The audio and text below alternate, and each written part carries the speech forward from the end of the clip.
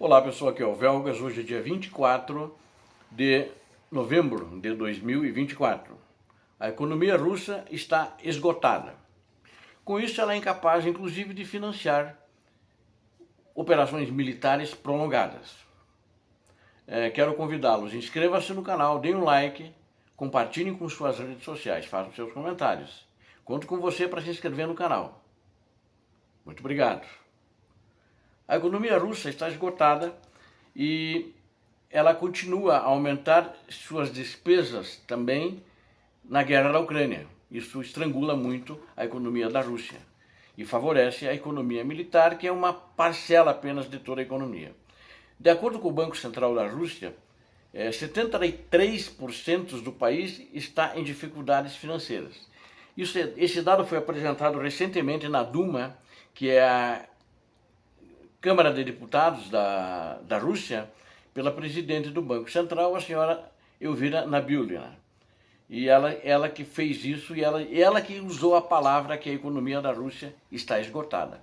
Isso significa que os russos não podem mais confiar na sua economia, nos rumos como está sendo conduzida a economia pelo ditador russo e a sua equipe econômica.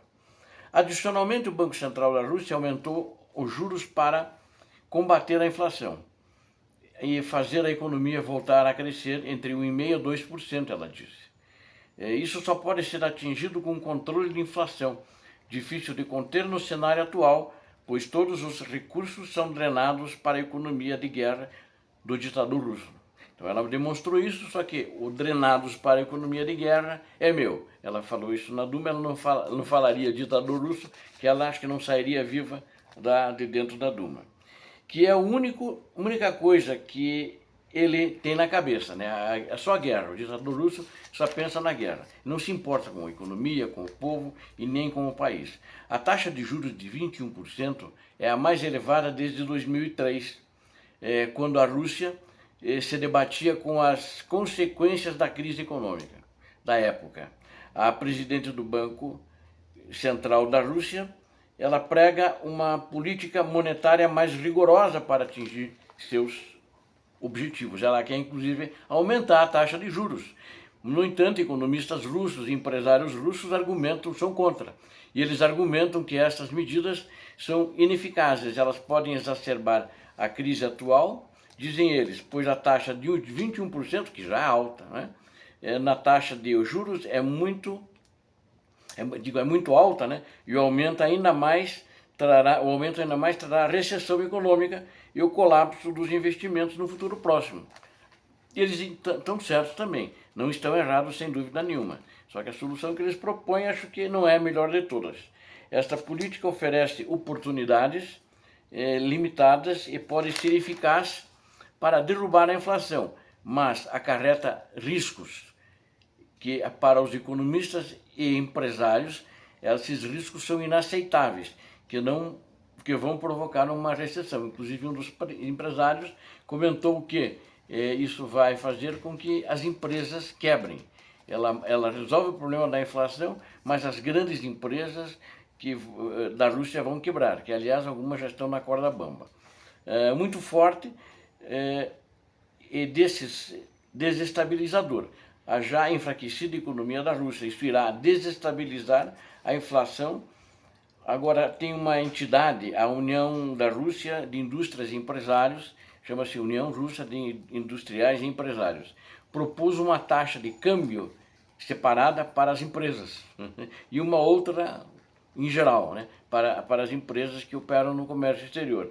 E a regulamentação do Banco Central, ele quer que eles participem da regulamentação do Banco Central, a essa união com representantes, né, e o do gabinete de ministros, que a maioria são empresários ou indicados pelo prestígio que eles têm ao Putin pelos empresários. Eles querem tornar essas taxas, né, inclusive a taxa de inflação, a taxa de juros, eles acham que ela é feita de uma maneira solitária pelo Banco Central e eles querem ajudar a interferir. Na realidade, eles querem resolver o problema deles e eles querem ter a taxa privilegiada de câmbio para eles e querem um outro controle de inflação para o povão, né? Na realidade, isso aí acontece em muitos países, principalmente autocráticos, como na Rússia. Não sei se isso vai acontecer. Isso é preocupante, né? E eles são contra a maneira como o Banco Central está conduzindo o controle da inflação. Ou seja, a proposta deles vai fazer a inflação continuar a subir, né? E a Rússia indo para o buraco, enquanto eles enriquecem com uma taxa de câmbio diferenciada da realidade. O que os empresários querem é o acesso ao dinheiro mais barato. É isso que eles querem, não é? Analistas do Instituto para o Estudo da Guerra, agora é o pessoal dos Estados Unidos que analisa também, que são economistas, eles não têm apenas especialistas em guerra, eles prevêem que a Rússia enfrentará um grave desafio econômico em 2025. Na realidade, vai aprofundar a crise da maneira como está, né? Eles foram educados, na minha opinião, porque a crise vai aprofundar para o colapso. E eu acho que já está em processo de colapso, como eu já disse diversas vezes. Segundo os analistas do Instituto, as medidas atuais do Banco Central com problemas que a Rússia que está com problemas demográficos e a Rússia tem escassez de mão de obra, revelam que a Rússia foi muito menos resistente às sanções do que o Kremlin apregoava, que não fizeram sentido. Eles diagnosticaram isso, ou seja, as sanções prejudicaram totalmente, 100% a Rússia.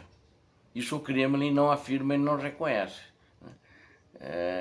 E eles também minaram, né, na minha avaliação, e também na deles, né, eu estou usando as palavras deles, que as sanções minaram para a Rússia sustentar as operações militares prolongadas.